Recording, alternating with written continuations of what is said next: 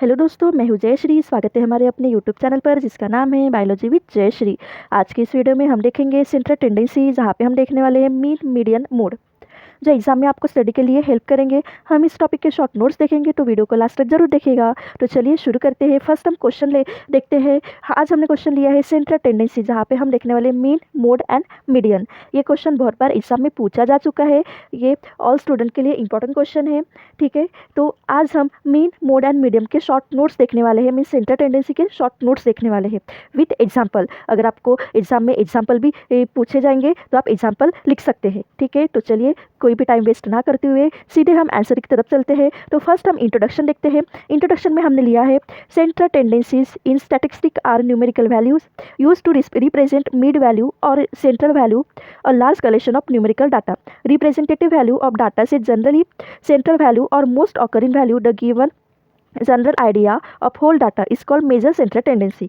Definition: central tendency refers to the idea of summarizing a set of data with a single value that represents the center or typical value of the data set. Some common use measure of central tendency mean, median and mode है। तो ठीक है, तो first हम यहाँ पे diagram एक graph show किया है, जहाँ पे हमने 3 ग्राफ शो किए हैं। फर्स्ट ग्राफ हम देखेंगे जहाँ पे जो कर्व की जो टेल है वो लेफ्ट साइड में जाते हुए हमें दिख रही है।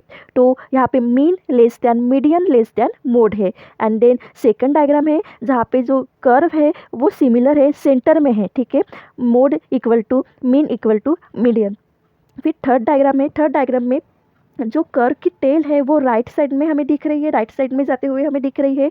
यहाँ पे mode less than, median less than, mean है। 3 डायग्राम है, ये डायग्राम आप एग्जाम में निकाल सकते हो। ठीक है, फिर हम चलते हैं मीन की तरफ। Mean in general term is use for arithmetic mean of data, but arithmetic mean or geometric mean and harmonic mean as well as are calculated using different formula. तो फर्स्ट है मीन फॉर अनग्रुप डाटा।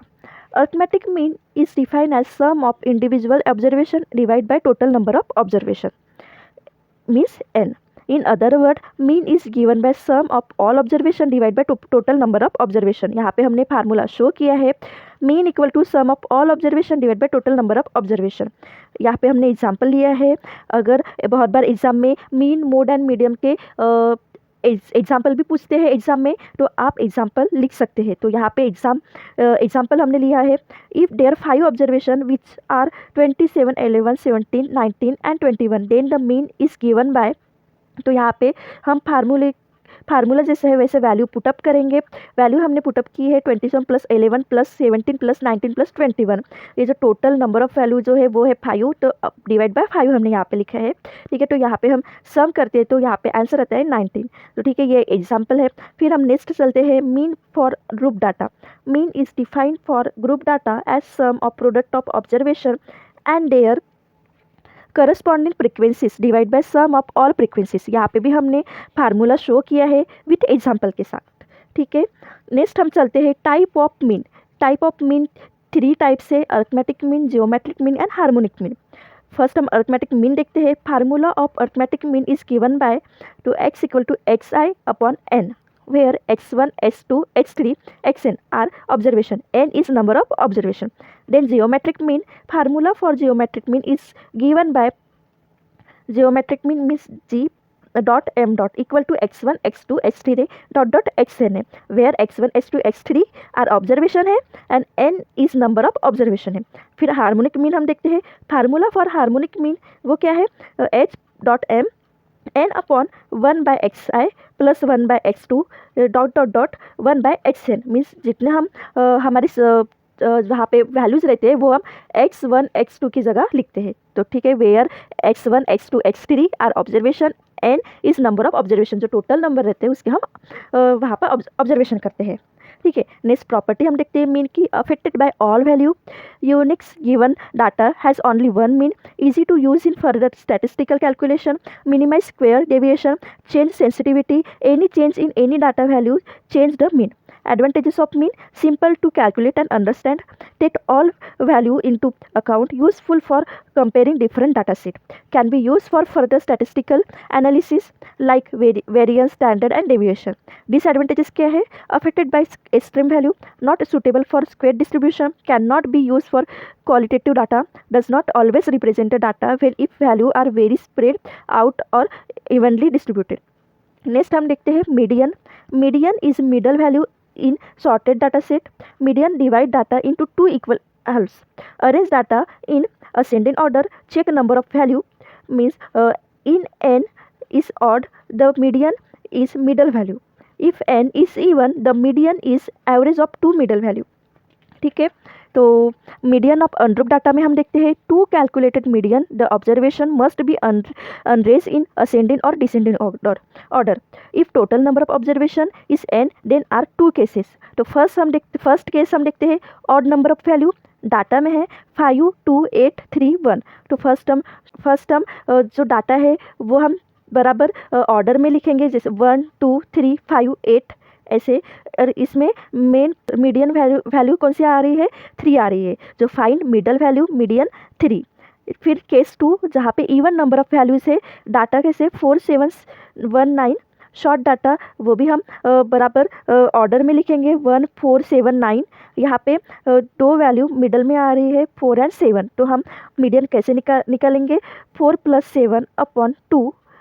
फिर 4 + 7 = 11 होता है by 2. And हम calculation करेंगे तो and में answer आएगा 5.5. मीन्स मीडियन वैल्यू कितनी हमारी निकली है? 5.5. तो यहाँ पे हमने एग्जाम्पल भी दिखाए हैं. एग्जाम्पल 1 है एंड एग्जाम्पल 2 है. तो ठीक है, ये एग्जाम्पल आप एग्जाम में लिख सकते हैं. ठीक है, फिर हम नेक्स्ट चलते हैं median of group data. Median की वैल्यू है L + n/2 - CF upon F into H. Means L is lower limit of median class, n जो है इस total number of observation, CF = इस cumulative frequency of preceding class, F = इस frequency of each class, H = इस class size. हम example यहाँ पे देखेंगे. तो फर्स्ट यहाँ पे हमें डाटा दिया है, क्लास का दिया है, जो इंटरवल आ रहा है 10 to 20, 20 to 30, 30 to 40, 40 to 50, 50 to 60. यहाँ पे इंटरवल 10 का आ रहा है. ठीक है, फ्रीक्वेंसी है 5, 10, 12, 8 एंड 5.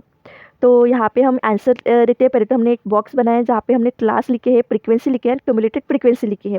ठीक है, तो क्लास में हमने जो डाटा दी है वो उसकी वैल्यू पुटअप की है. फ्रीक्वेंसी में हमने जो फ्रीक्वेंसी की वैल्यू है वो पुटअप की है. एंड क्यूमुलेटिव फ्रीक्वेंसी वो हमने कैसे निकाली है? फर्स्ट टू मिडल वैल्यू हमने 5 लिखे हैं. देन हमने 5 प्लस जो क्यूमुलेटेड फ्रीक्वेंसी निकली है 5 + 10 हमने एडिशन किया है एंड 15 आंसर निकला है. देन 15 + 12 हमने एडिशन किया है एंड देन 27 हमारा आंसर निकला है. नेक्स्ट भी हम वैसे ही करेंगे. 27 + 8 = 35, 35 + 5 = 40. ये हमारा क्यूमुलेटेड फ्रीक्वेंसी का आंसर है. नेक्स्ट हम वैल्यू पुटअप करेंगे. n = 40 है. ठीक है, मीन्स जो n इस टोटल नंबर ऑफ ऑब्जर्वेशन, हमारा जो टोटल नंबर ऑफ ऑब्जर्वेशन है उसमें जो वैल्यू आती है वो कितनी है? 14. n की वैल्यू कितनी है? 40 है. नेक्स्ट n/2 = 20 आता है. नेक्स्ट 30/14 इस मीडियन क्लास, मीन्स जो हम क्लास है उसमें से मिडल में कौन सी वैल्यू आ रही है? तो 13/14 ये मीडियन वैल्यू आ रही है, मीडियन क्लास की वैल्यू आ रही है. ठीक है, देन L जो है L जो lower limit of median class, means जो मीडियन क्लास है उसकी लोअर लिमिट हमें देखनी है. तो लोअर लिमिट है 30 की. ठीक है, जो CF है cumulative frequency of preceding class, means जो मिडल क्लास है उसके नीचे वाली वैल्यू वो है 15. नेक्स्ट F है जो फ्रीक्वेंसी ऑफ ईच क्लास, हर एक क्लास की मतलब फ्रीक्वेंसी अपने मीडियन क्लास की फ्रीक्वेंसी जो 12 आ रही है. नेक्स्ट H है इस क्लास साइज. ठीक है, क्लास साइज कितना है? 10. मीन्स इंटरवल कितना आ रहा है? 10 आ रहा है. ठीक है, मीन्स 10 to 20 के बीच में 10 की गैप आ रही है, तो वो है हमारा H वैल्यू. ठीक है, तो नेक्स्ट हम मीडियन लिखेंगे एंड फार्मूला जो है उसमें हम वैल्यू पुटअप करेंगे. मीन्स L है जहाँ पे हम 30 लिखेंगे प्लस n/2 20 - 15 अपॉन 12 × 10. देन हमारा लास्ट आंसर आता है 334.17 जो हमारा मीडियन है. Properties of median not affected by outline, can be used with ordinal data, does not consider all value in dataset. Advantages not influenced by extreme value, easy to compute, best for squared distribution or ordinal data. Disadvantages: does not use all data point, can be hard to computer with large unsorted data set, not algebraical treatable. ठीक है, next हम चलते हैं mode की तरफ. Mode is value appears most frequency in data set can have one mod more than one mod or no mode if all values are unique. List all value in dataset, count how many times each value occur. Value with highest frequency in mode. Then mode of ungrouped data हम देखेंगे, can be simply calculated by observing the observation with highest frequency. ठीक है, हमें highest value हमें देखनी है, means कितनी बार उस डाटा सेट में कितनी बार एक वैल्यू कितनी बार रिपीट हुई है. ठीक है, तो यहाँ पे दिखाया है, एक डाटा दिया है जहाँ पे जो 3 है वो 3 बार रिपीट हुई है. बाकी जो है, जो 2 है वो 1 ही है, 7 है जो 2 बार ही रिपीट हुआ है, 9 जो 1 ही है, 14 भी 1 ही है एंड 23 भी ओनली 1 है. बट जो 3 है वो 3 बार रिपीट हुआ है. तो यहाँ पे मोड ऑफ डाटा सेट है. तो एग्जाम्पल हम देखेंगे, फाइंड मोड ऑफ ऑब्जर्वेशन. तो यहाँ पे डाटा सेट हमें दिखाया है 5 3 4 3 7 3 5 4 3. तो ये आंसर कैसे लिखेंगे हम, x I and F I यहाँ पे हमने लिखा है. वहाँ पे 5 जो है वो 2 बार आया है, 3 जो है वो 4 बार आया है, 4 जो है वो 2 बार आया है एंड 7 जो है वो 1 बार आया है. तो यहाँ पे जो रिपीट हुआ है वो 3 है जो 4 बार आया है. तो मीन्स यहाँ पे जो मोड क्या है अपना 3 है. ठीक है, जो 4 बार आ चुका है. Since 3 has occur maximum of number of times, means जो 3 है वो मैक्सिमम नंबर ऑफ टाइम्स में आया, means 4 times in given data. Mode of given ungroup data is 3. तो हमें अनग्रुप डाटा का मोड क्या मिलता है, 3. फिर हम मोड ऑफ ग्रुप डाटा देखते हैं. The mode is class interval that has highest frequency. Modal class mode equal to हमारा यहाँ पे फार्मूला कैसे है, L प्लस ब्रैकेट में F1 minus F0 upon 2F1 minus F0 minus F2 bracket complete into H. Means L जो है वो lower boundary of model class, F1 frequency of model class, F0 frequency of class before model class, F2 frequency of class after model class, H class with. Example हम देखेंगे, find the mode of data set which is given as follow. तो class interval यहाँ पे data हमें क्या दिया, class interval जो है 10 to 20, 20 to 30, 30 to 40, 40 to 50 and 50 to 60. यहाँ पे भी जो बीच में गैप आ रही है वो 10 की गैप आ रही है. ठीक है, ये आप ध्यान में रखिए. फ्रीक्वेंसी क्या है, 5, 8, 12, 16 एंड 10. आंसर हम लिखते हैं as class intervals with highest frequency is 40 to 50. Means highest frequency कौन सी है हमारी, इस यहाँ पे जो डाटा में लिया है वो 16 है, मीन्स 40 to 50 ये हाईएस्ट फ्रीक्वेंसी है. नेक्स्ट हम चलते हैं, which has a frequency of 16. 10 40 to 50 इस मॉडल क्लास हो गया. L 14 H 10 मीन्स L 14 हमने यहाँ पे क्यों दिखाया है, जो L है वो lower boundary of model class. Model class हमारा कौन सा है, 14 to 50. तो 40 to 15 का जो लोअर वैल्यू है वो हमें लिखनी पड़ती है. तो लोअर वैल्यू कितनी है, 14 है. तो यहाँ पे हम 40 लिखते हैं. नेक्स्ट है H मीन्स क्या है, H class with. Means class का जो इंटरवल है, जो बीच की गैप है, जैसे 40 to 50 एंड 20 to 30, बीच में गैप कौन सी आ रही है, 10 की आ रही है. तो जो H जो है वहाँ पे हम 10 लिखते हैं. ठीक है, वो गैप हम लिखते हैं. नेक्स्ट है हमारा F1 क्या है, frequency of model class. Model class की फ्रीक्वेंसी क्या है, मीन्स यहाँ पे हमने फ्रीक्वेंसी मीन्स डाटा में भी फ्रीक्वेंसी दिखाया है जो 16 है. तो फ्रीक्वेंसी क्या है, 16 है. Next F0 means frequency of class before model class. Means जो मॉडल क्लास है उसके पहले की फ्रीक्वेंसी क्या है, 12 है. And F2 frequency of class after model class. Means जो मॉडल क्लास है उसके बाद की फ्रीक्वेंसी क्या है, 10 है. ठीक है, तो ये हमारी LHF की पूरी वैल्यू पुटअप हो चुकी है. नेक्स्ट हम वैल्यू पुटअप करेंगे फार्मूला में. ठीक है, जो फार्मूला यहाँ पे हमने लिया है, हमने यहाँ पे वैल्यू पुटअप की है, जो 14 plus bracket 16 minus 12 upon 2 into 16 minus 2 minus 10 bracket complete into 10. हमने यहाँ पे पूरी वैल्यू पुटअप करके कैलकुलेशन किया. एंड नेक्स्ट हमारा एंड में आंसर आता है 44 mode. The mode of for this set of data is 44. ठीक है, तो property of mode, the most frequent value in data set use for both numerical and categorical data not affected by extreme value may not be unique. Mode exists even if mean or median are not defined. Advantages हम देखेंगे, easy to understand and calculated, useful for categorical data, not affected by extreme values और outliner, can be found even when data is incomplete. Disadvantages may not exist, can be not unique, not suitable for the mathematical calculation in group data, it is only an estimate. Summary हम देखेंगे last.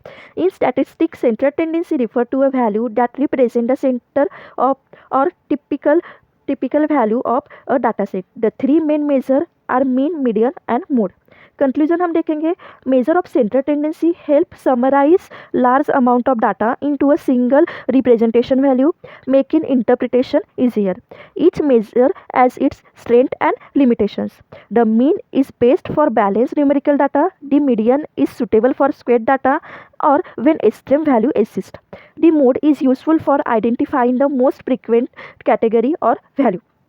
तो friends, ये थी हमारी central tendency, जो mean, mode and medium के short notes जो exam में आपको आंसर लिखने के लिए बहुत ही हेल्प करने वाले हैं. ठीक है, आपके जो एग्ज़ाम प्रिपरेशन है उसके लिए भी आपको बहुत ही हेल्पफुल रहने वाले हैं.